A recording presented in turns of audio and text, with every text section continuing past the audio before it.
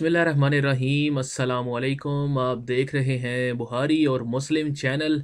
और अभी तक अगर आपने सब्सक्राइब नहीं किया तो सब्सक्राइब ज़रूर कर लें। आज जो हमारा टॉपिक है वो है रफ़ाए सबाबा, यानी ये जो तशहुद में बैठते हुए उंगली उठाई जाती है उसमें भी इख्तलाफ पाया जाता है। तो आज हम देखेंगे हदीस की रोशनी में कि कौन सा जो तरीका है वो ज़्यादा बेहतर है।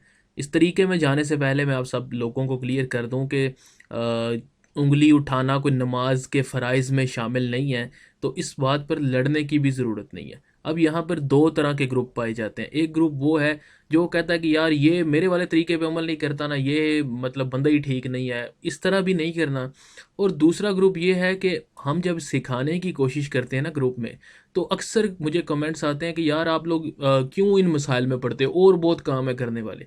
यानी हमने सुन्नत सिखाने को इग्नोर नहीं करना, वो तो हमने सिखानी है। लेकिन ये है कि हमने अगर किसी से कोई इख्तलाफ है तो इख्तलाफ बर्दाश्त करना है, ये तरीका। ये नहीं कि हम सीखना ही छोड़ दें या हम हदीस और सुन्नत को इग्नोर करना शुरू कर दें किस वजह से कि यार और बहुत काम है, ये कोई आपकी दलील नहीं है।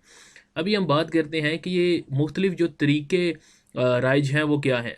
हमारे यहाँ पर आपको पता है कि जो दो मसालिक हैं, देवबंदी और बरेलवी, ये दोनों भाई जो हैं ये फॉलो करते हैं फ़िक़्ह हनफ़ी को। लेकिन दोनों का जो रफ़ा सबाबा यानी तशहुद में उंगली उठाने का तरीका है वो मुख्तलिफ है। जो बरेलवी हजरात हैं वो कहते हैं कि अशहदु अल्लाह पर उंगली उठाई जाए और इला पर गिरा दी जाए, इल्लल्लाह पर गिरा दी जाए, और उसके बाद हाथ दोबारा जो है वो नॉर्मल पोजीशंस में आ जाए। लेकिन जो देवबंदी हैं वो कहते हैं एक दफ़ा उठाई जाए और उसके बाद झुका दी जाए, हाथ दोबारा पहले वाली पोजीशन में नहीं आएगा, उंगली झुका दी जाएगी। ये दोनों में इख्तलाफ है। और जो गैर मुक़ल्लिद हैं वो पूरे तशहुद में उंगली को जो है वो हल्का बनाकर अंगूठे के साथ तो वो तशहुद की उंगली जो है वो उठा ही रखते हैं। ठीक है, तो बाज़ लोग हैं वो उसको हरकत भी देते हैं। तो हम चेक करते हैं कि हदीस की रोशनी में हमें कौन सा तरीका है जो हदीस में ज़्यादा मिलता है। तो ये मैंने कुछ हदीस जमा की हैं। ये सबसे पहले आपको हदीस दिखाते हैं। ये है जी जामिया तिरमिज़ी, हदीस नंबर 293 इसमें कुछ असहाब इकट्ठे हुए थे जिनमें अबू हुमैद सादी भी थे। और उनमें जो ज़िक्र हुआ रसूलुल्लाह सल्लल्लाहु अलैहि वसल्लम की नमाज का, तो उस पर अबू हुमैद कहने लगे कि मैं रसूलुल्लाह सल्लल्लाहु अलैहि वसल्लम की नमाज को तुम सबसे ज़्यादा जानता हूँ। रसूलुल्लाह सल्लल्लाहु अलैहि वसल्लम तशहुद के लिए बैठते तो अपना बायां पैर बिछाते और अपने दाएं पैर की उंगलियों के सिरों को किबला की तरफ मुतवज्जे करते, और अपनी दाहिनी हथेली दाहिने घुटने पर और बाईं हथेली बाएं घुटने पर रखते और अपनी उंगली से इशारा करते। ठीक है, यानी उंगली उठाते। और इसमें भी ये ज़ाहिर होता है कि कोई ख़ास मुकाम नहीं बताया कि अशहदु अल्लाह पर उठाते और फिर गिराते, उन्होंने कहा कि तशहुद में उंगली उठाते। अगली हदीस भी आपको मज़ीद क्लियर करेंगी। अब ये जो मेरे पास हदीस है ये है तिरमिज़ी की 294 नंबर हदीस। इसमें अब्दुल्ला बिन उमर रज़ी अल्लाह ताला अन्हो बयान करते हैं कि नबी अकरम सल्लल्लाहु अलैहि वसल्लम जब नमाज में बैठते तो अपना दायां हाथ अपने दाएं घुटने पर रखते और अपने दाहिने हाथ के अंगूठे के करीब वाली उंगली और उससे दुआ करते यानी इशारा करते, और अपना बायां हाथ अपने बाएं घुटने पर फैलाए रखते। इसमें भी देखें उन्होंने बताया कि तशहुद में वो उंगली उठाए रखते थे, लेकिन वो नहीं बताया कि अशहदु अल्लाह पर उठाते थे और इधर छोड़ देते। ठीक है, उसके बाद तीसरी हदीस ये है जी तिरमिज़ी की 3557 यानी 3557 नंबर हदीस।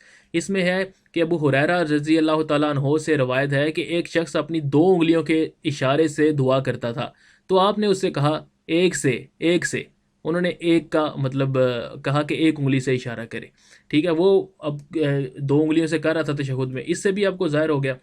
उसके बाद है जी मेरे पास सुनन निसाई की हदीस। ये काफ़ी लंबी हदीस है, इसमें से मैं आपको एग्जैक्ट जो पॉइंट है वो बताने की कोशिश करता हूँ। ये देखें, फिर हाथ की दो उंगलियां बंद की और दरमियानी उंगली और अंगूठे से हल्का बनाया, फिर अपनी तशहुद की उंगली को उठाया, चनाचे मैंने देखा आप उसे हरकत देते थे और उसके साथ दुआ करते थे। ये हदीस में वाइल बिन हुजर बयान कर रहे हैं कि नबी सल्लल्लाहु अलैहि वसल्लम की नमाज को मैंने देखा, पूरा उन्होंने तरीका बताया कि किस तरह रफ़ा यदैन करते थे, फिर सारा करते थे। तशहुद में बैठते हुए उन्होंने बताया कि उंगली उठाते थे और उंगली को हरकत देते थे, हरकत देना भी यहाँ से साबित हो गया। लेकिन अभी तक वो बात साबित नहीं हुई कि शहदुल्लाह पर उठाते थे और कब गिराते थे। उसके बाद कुछ लोगों का ख्याल है कि हरकत नहीं देते थे, उनकी दलील क्या है और उसकी दलील का जवाब क्या है वो भी मैं आपको बता देता हूँ।